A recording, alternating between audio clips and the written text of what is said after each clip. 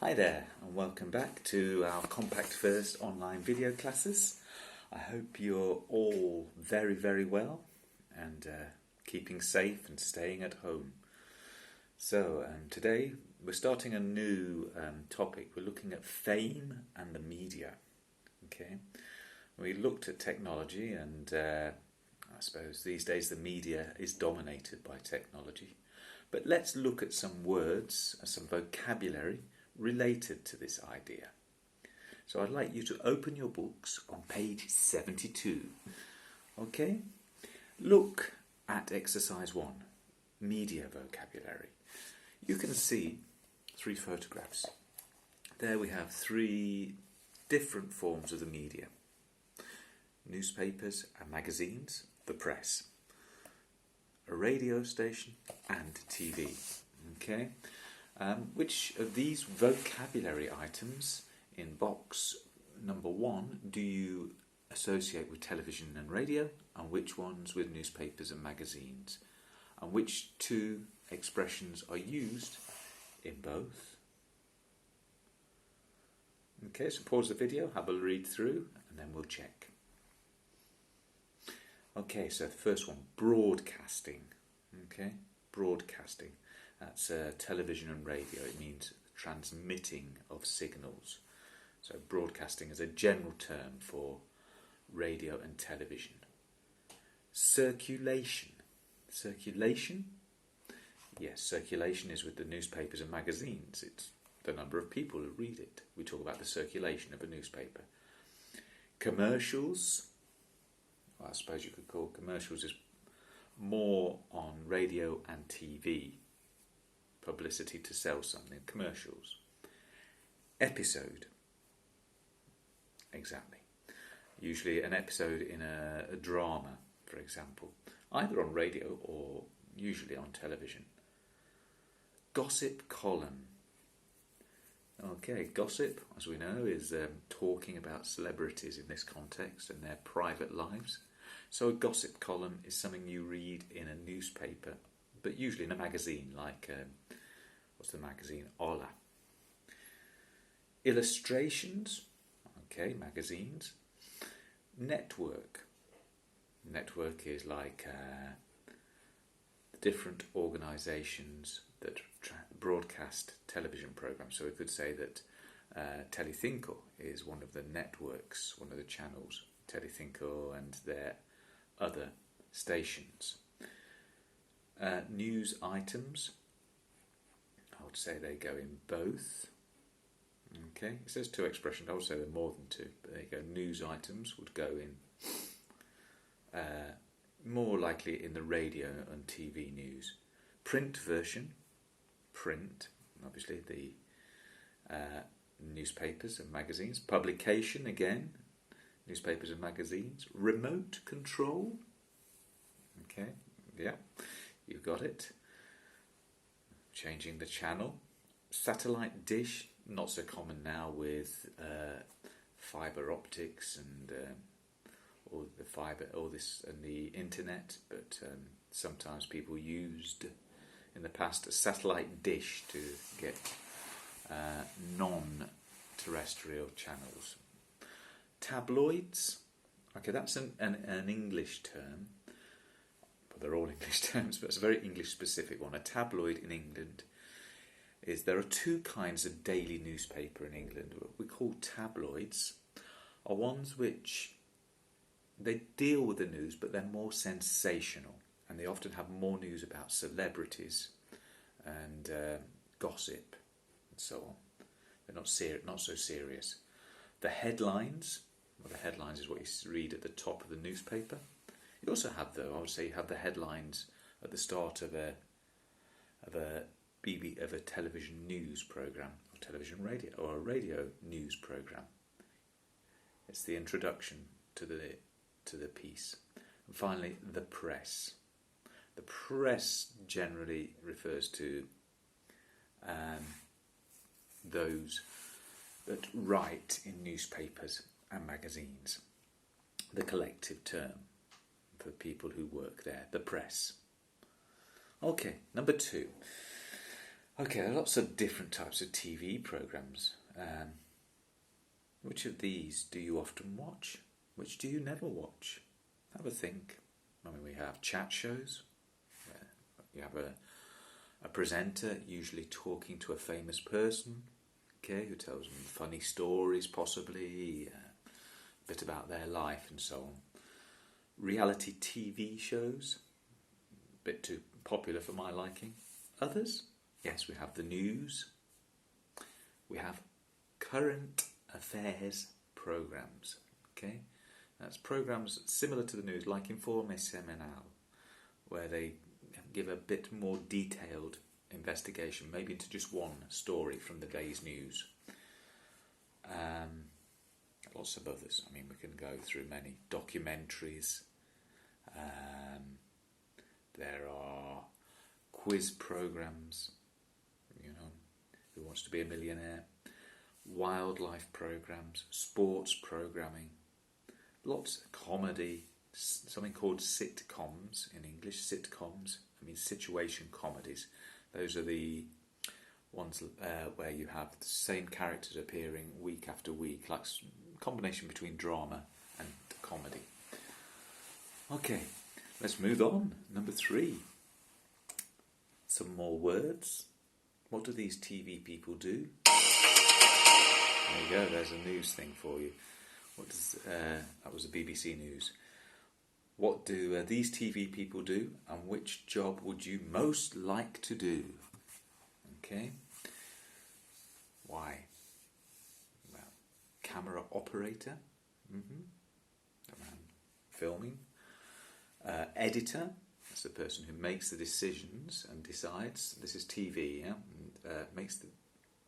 Works with the director and puts the different pieces of film together to make the story.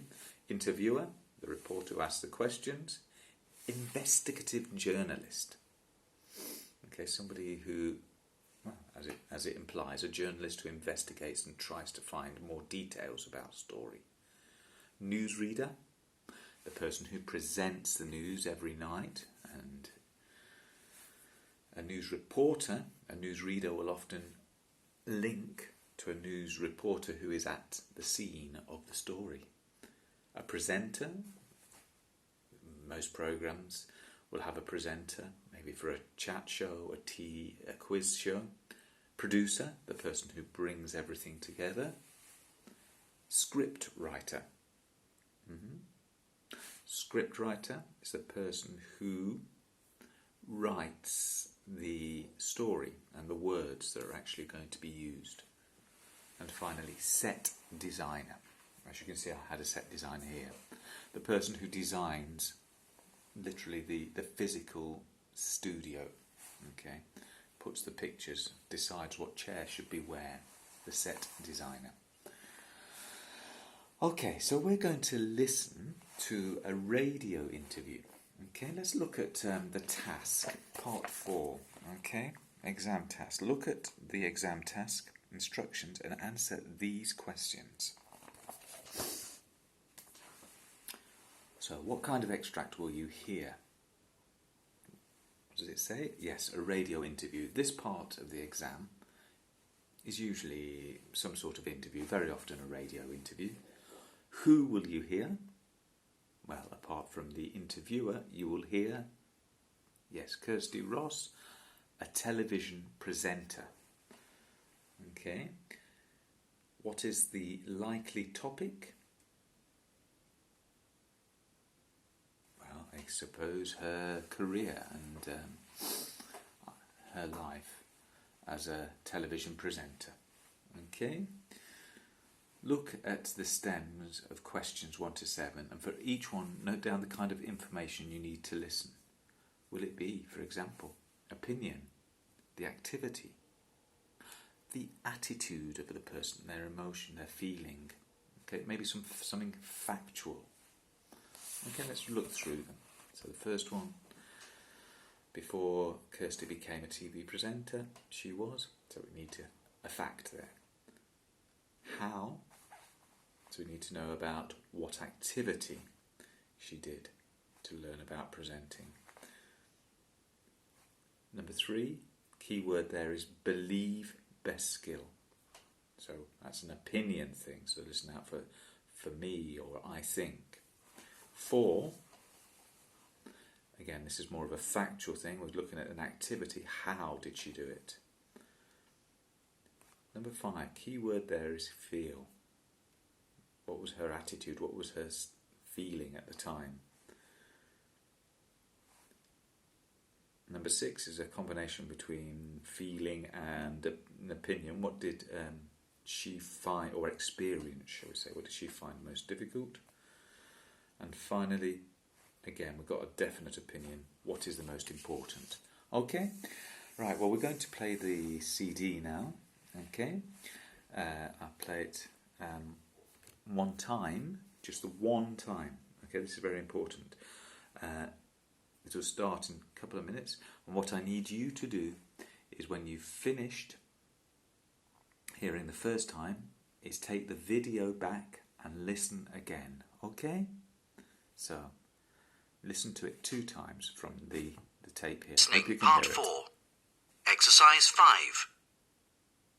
You will hear part of a radio interview with Kirsty Ross, who works as a television presenter. For questions 1 to 7, choose the best answer, A, B or C. You now have 1 minute to look at part 4. Okay, take that minute to look at keywords. Make sure you know what you're listening to. Know what you're listening for, okay? Remember, when it's finished, rewind to 11 minutes 45 here on this video and listen for the second time to check your answers.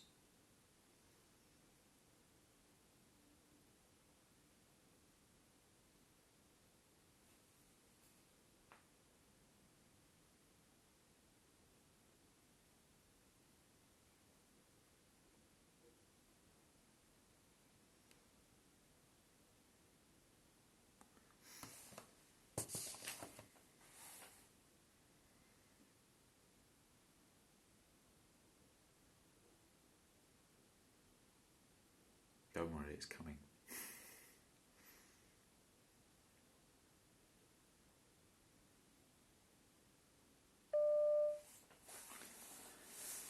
Now I have a guest whose voice will be familiar to many listeners. TV presenter Kirsty Ross. Good morning, Kirsty, and welcome to radio. Good morning. To start off, why did you choose presenting as a career? Had you done media studies or something like that at university? Actually, I'd been working in entertainment ever since I left school. I was the keyboard player in a band. I was having loads of fun, but it wasn't leading anywhere, and what really fascinated me was television. I'd thought of trying acting and getting into TV that way, but I think I felt I wanted to be myself in front of the camera, and that's why I decided on presenting. And how did you manage to get into it? There must be thousands of people out there with the same ambition. Yes. I knew there would be a lot of competition for the few jobs going, and that just watching TV all day long and trying to imitate those doing the presenting wouldn't bring success. I looked at specialist courses for would-be presenters, but they were all too expensive.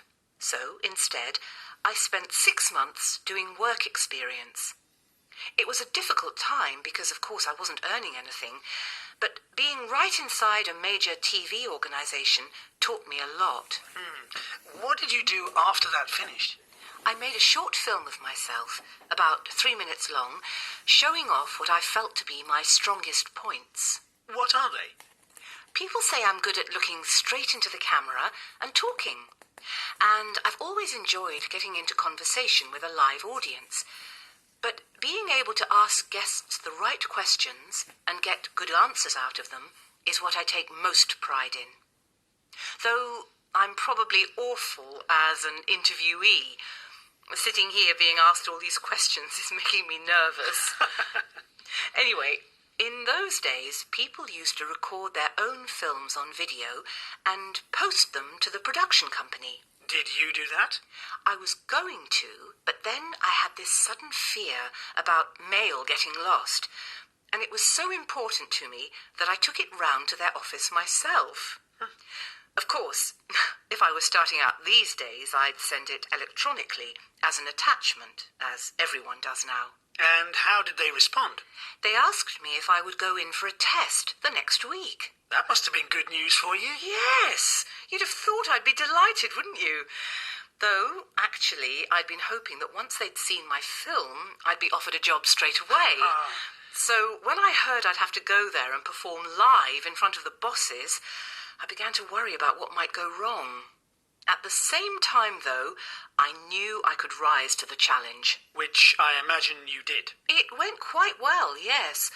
Though they made it clear I had a lot to learn before they'd actually put me in front of live TV cameras. What kind of things?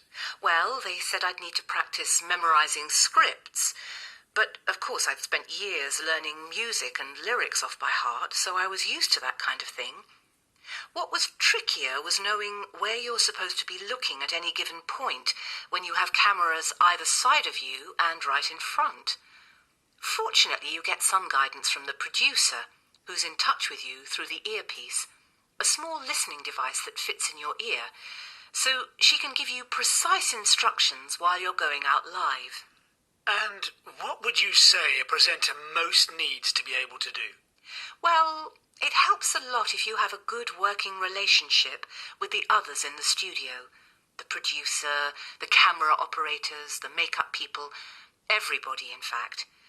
And, on the other hand, it's good if you can work on your own, Googling the people you're going to interview, for instance, and the topics you'll be talking about.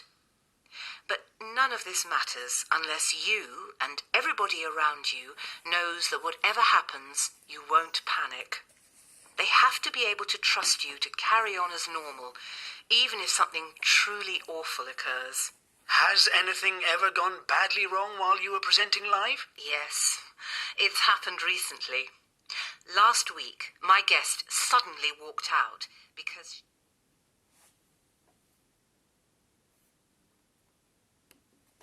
Okay, so now, remember, rewind back to around, I think it was around 12 minutes to the start of the listening, okay, and listen again, and check your answers, okay?